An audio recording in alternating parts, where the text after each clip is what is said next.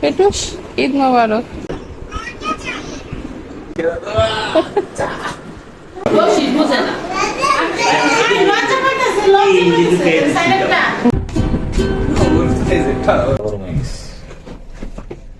সন্ধ্যার দিকে যখন মসজিদ থেকে মাইকে অ্যানাউন্স করলো ঈদ মোবারক সবাইকে, তখন শুনতেও ভালো লাগতেছিল। সন্ধ্যার দিকে টিভিটা ছেড়ে আগে এই গানটা শুনে নেই, ওমু রমজানেরই রোজার শেষেই এলো খুশির ঈদ। এই গানটা শোনার পরেই মনে হয় কালকে ঈদ, একটা আনন্দ লাগে। এরপর সন্ধ্যায় দেখলাম ঈদের জন্য বাজার করে নিয়ে আসছে, এগুলো সবকিছু ভাবি আবার গুছায় রাখতেছিল। সন্ধ্যায় একটু চা খেয়ে নিলাম। আর রাতের দিকে এই তো সেমাই রান্না করতেছিল। আমাদের পাশে ঈদের সেমাইটা রাতেই করে রেখে দেয়, সকালে ঘুম থেকে উঠার পরে এটার মধ্যে নারিকেল মিক্স করে। এই সেমাইটার মধ্যে নারিকেল না দিলে কেন জানি আমাদের কাছে খেতে একটু ভালো লাগে না। ঈদের নামাজের জন্য পেটুস রেডি হয়েছে, আর নামাজ পড়তে যাওয়ার আগে একটু মিষ্টি কিছু খেয়ে যেতে হয়। তখনও সেমাইতে নারিকেল মেশানো হয় নাই, তাই পেটুসকে সেমাইটা অল্প একটু দিচ্ছি। ও খেতে চাইতেছিল না, নারিকেল ছাড়া ওর কাছেও ভালো লাগে না। আর এই তো ভাবি আসার পরে সেমাইয়ের মধ্যে নারিকেলটা মিশিয়ে ফেলছে। সেমাইয়ের মধ্যে নারিকেলটা দেওয়ার পর দেখেন দেখতেও কত সুন্দর লাগতেছিল, খেতেও তখন ভালোই লাগে। আমি সেমাই খাওয়ার জন্য একটা বাটিতে নিয়ে নিলাম। আর এই তো পেটুসও নামাজ পড়ে এসে পড়ছে। পেটুসকে আসার পর বলতেছিলাম, তুমি তো আমাকে ঈদ মোবারক জানাইলা না।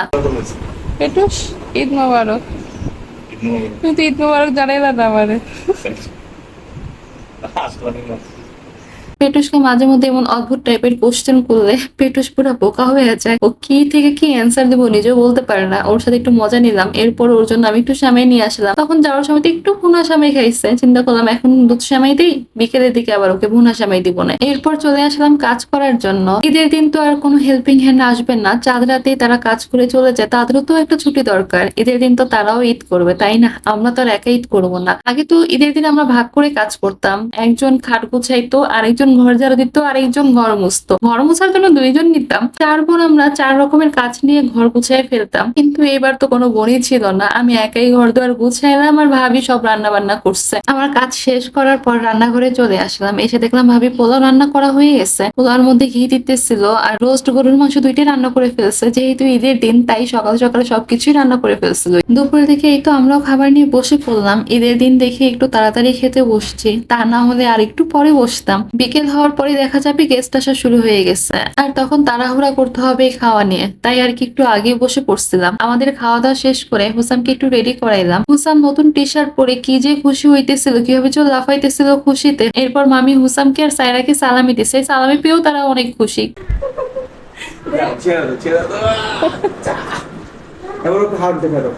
না মামা এখানে আসো, তুমি এই যে মামার কাছে আসো।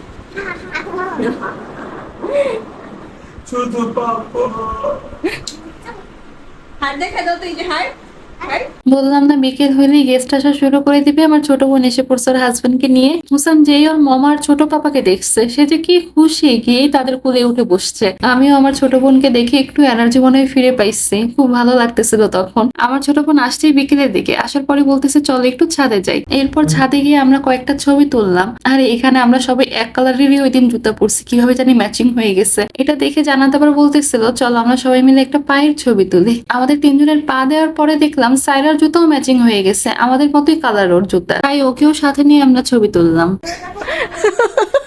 বুঝলাম না জান্নাত আর তানসিনের কি অবস্থা, দুইজনে লম্বা দুইজনে হিল কিনছে। পেটুস তানসিনের হিল পরা দেখে বলতেছিল বুঝলাম না, দুইজনেই লম্বা দুইজনেই হিল জুতা পরছে। পেটুসকে বললাম আগে আমিও হিল পরতাম, এখন আর পরি না। পেটুস আমার এই কথা শোনার পর মনে হইলো একটু অবাক হইলো, কারণ ও বিয়ের পর থেকে আমাকে কখনো দেখেনি হিল পরতে।